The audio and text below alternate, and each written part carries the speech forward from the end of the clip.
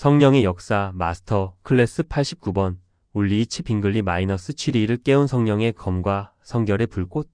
사랑하는 성도 여러분, 그리고 이 시대의 거룩한 부흥과 성결을 사모하는 동역자 여러분, 반갑습니다. 우리는 지금까지 종교개혁의 거대한 파도를 일으킨 인물들을 만나왔습니다.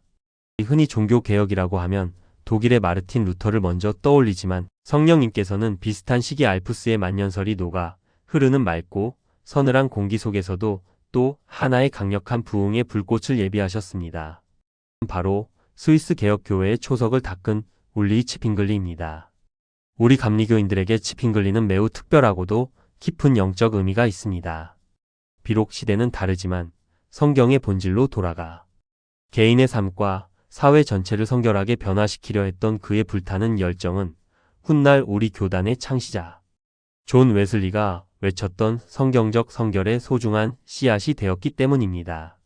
치 빙글리의 개혁은 단순히 서재의 안락함 속에서 시작된 이론이 아니었습니다. 그것은 고통받는 이웃을 향한 성령의 탄식과 긍휼에서부터 그 불씨가 당겨졌습니다. 1484년 1월 1일 스위스 토겐부르크의 평화로운 농가에서 태어난 치 빙글리는 어려서부터 산맥의 웅장함을 닮은 명석한 두뇌를 가졌습니다. 그는 비엔나와 바젤에서 인문학을 공부하며 당대 최고의 지성 에라스무스의 가르침을 흡수했고 특히 헬라어 성경 원전을 읽으며 인간의 전통이 아닌 하나님의 직접적인 음성을 듣는 영적 전율을 경험했습니다. 하지만 성령님은 그를 도서관의 상아탑 속에만 가두어 두지 않으셨습니다. 당시 스위스 청년들은 가난을 이기기 위해 다른 나라의 전쟁터의 용병으로 팔려가 피를 흘려야 했던 비참한 현실에 처해 있었습니다. 치 빙글리는 종군 신부로서 전장의 처참한 비극을 목격하며 청년들의 고귀한 생명이 단돈 몇 푼에 거래되는 현장에서 성령의 의로운 분노를 느꼈습니다. 하나님이 주신 이 고귀한 생명을 어찌 이방의 돈과 바꾼단 말인가. 조국 스위스를 살리는 길은 외적인 용병업의 금이 아니라 오직 하나님의 살아있는 말씀뿐이다. 빛뜨거운 구령의 열정과 사회를 향한 책임감은 훗날 웨슬리 목사님이 세계는 나의 교구다라고 외치며 거리로 나갔던 그 선교적 영성과 깊이 맞닿아 있습니다. 성령님은 치 빙글리의 가슴 속에 조국을 향한 눈물과 말씀에 대한 갈망을 동시에 부어주셨습니다. 그는 글라루스와 아이겐델른에서 목회하며 학문과 설교에 힘을 쏟았고 이 과정에서 그의 개혁 사상은 더욱 견고하게 단련되었습니다. 1518년 치 빙글리는 칠위 대성당인 그로스민스터의 인민사제로 부임하게 됩니다. 그리고 1519년 새해 첫날 그는 유럽 교회사에 길이 남을 혁명적인 성령의 사역을 시작했습니다. 당시 모든 사제는 교회가 정해준 메일의 본문을 기계적으로 낭독했을 뿐이지만 치 빙글리는 달랐습니다. 그는 마태복음 1장 1절부터 성경 전체를 한 절씩 강해하며 시민들의 가슴에 성령의 불을 지폈습니다. 이것은 단순히 지식을 전달하는 강의가 아니었습니다. 성령의 생수가 강단에서부터 폭포수처럼 흘러나와 칠위 시민들의 메마른 심령을 적시는 영적 부흥의 현장이었습니다. 시민들은 사제들의 억지스러운 해석이 아닌 오늘 나에게 직접 말씀하시는 하나님의 생생한 음성을 들으며 회개의 눈물을 흘렸습니다. 성령님은 치 빙글리의 예리한 설교를 통해 말씀의 절대 권위를 회복시키셨고 칠위라는 도시 전체를 하나님의 거룩한 통치 아래 새롭게 세우셨습니다. 1520년 그는 참된 하나님의 말씀을 자유롭게 설교할 허가를 얻어 금식과 성직, 독신 제도를 비판하기 시작했습니다. 치 빙글리의 신학적 핵심은 바로 오직 성경이었습니다. 그는 성경을 단순한 고전이 아니라 성령의 감동으로 기록된 하나님의 확실하고 명료한 말씀으로 보았습니다. 그는 교회의 공의회나 전통보다 성경의 권위를 위에 두었으며 모든 교리와 관습이 이 말씀의 검 앞에서 검증받아야 한다고 주장했습니다. 이러한 철저한 성경 중심주의는 우리 감리교회가 고백하는 표준 성경의 중요성과 극예를 가치하며 인간의 유전보다 하나님의 계시가 우선됨을 강조합니다. 치 빙글리의 개혁 정신이 얼마나 철저했는지를 보여주는 결정적인 사건은 1522년에 일어난 소시지 사건입니다.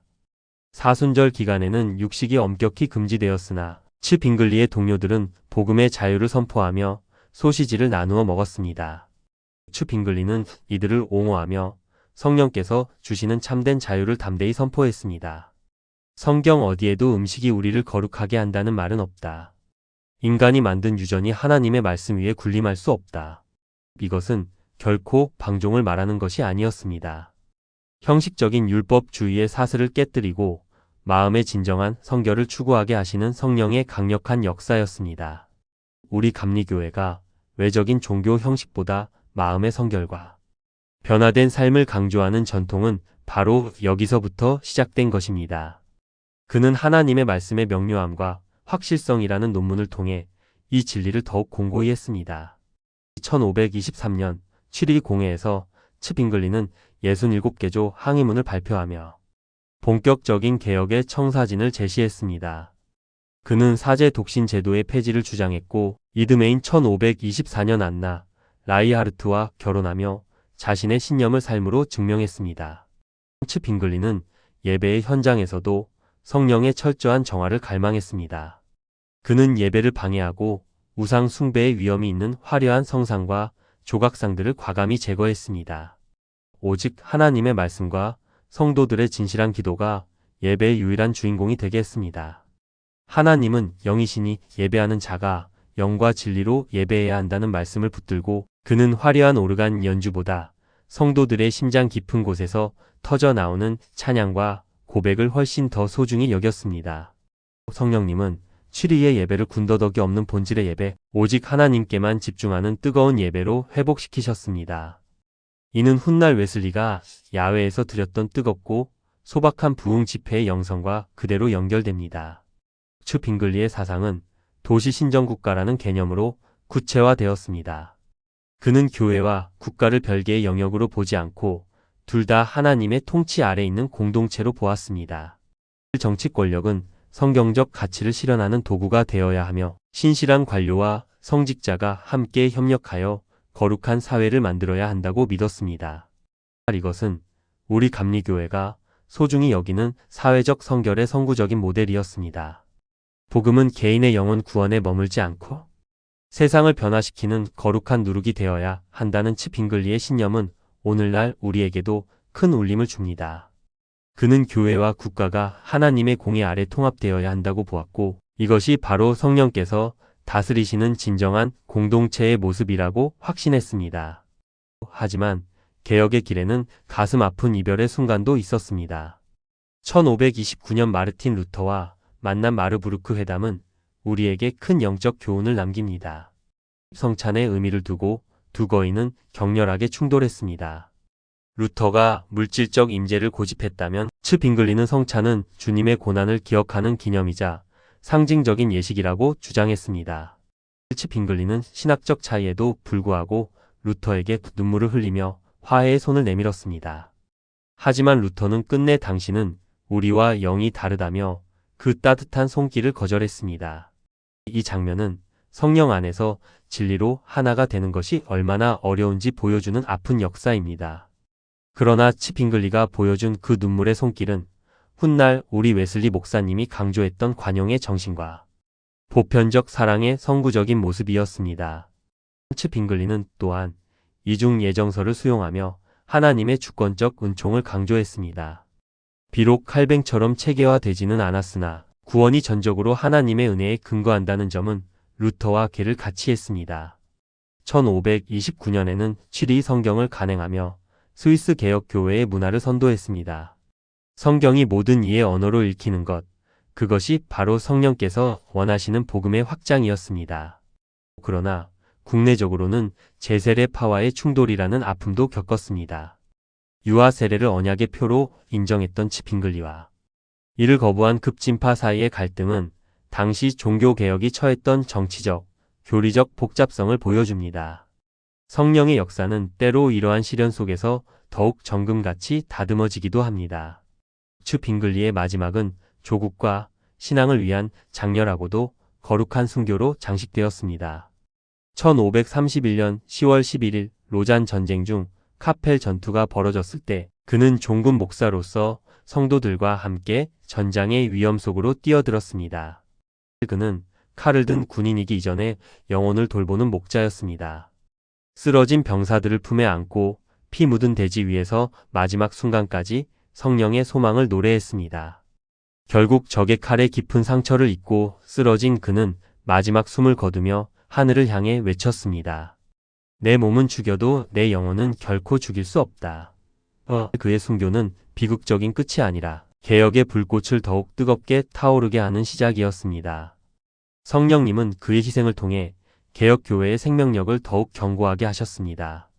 추 빙글리의 육체는 적들에 의해 찢기고 불태워져 재가 되었지만 그가 목숨 걸고 지키려 했던 말씀의 순결함은 알프스를 넘어 전 세계로 그리고 오늘날 우리 한국 감리교회의 강단까지 도도하게 흘러왔습니다. 현대 학자들은 츠 빙글리를 단순히 정치적 혁명가로 보지 않습니다. 그는 공동체 구속사에 초점을 맞춘 복음의 신학자였습니다. 츠 빙글리는 오늘을 사는 우리에게 묻습니다. 당신의 신앙은 낡은 형식에 갇혀 있습니까? 아니면 성령의 생동감으로 매일 약동하고 있습니까? 당신은 이웃의 아픔을 보며 성령의 탄식을 느끼고 세상을 거룩하게 변화시키기 위해 기꺼이 헌신하고 있습니까? 츠 빙글리의 외침은 안주하는 신앙을 깨우는 성령의 사자후입니다. 이 성령님은 우리를 단순히 지옥 형벌에서 구원하는 것에 멈추지 않고 우리를 온전한 성화와 성결의 길로 끊임없이 인도하십니다. 츠 빙글리가 취리히에서 꿈꿨던 거룩한 도성의 비전은 오늘 우리가 감리교회의 사명으로 삼는 개인의 성결과 사회의 성결을 통한 세계 복음화의 원형입니다. 취리히에 세워진 프로페차의 교육 전통은 오늘날 우리 신학 교육과 말씀 훈련의 뿌리가 되었습니다. 우리는 성령의 거민 말씀의 능력을 힘입어 세상의 불의와 싸우며 그리스도의 사랑으로 상처 입은 자들을 싸매는 치유자가 되어야 합니다.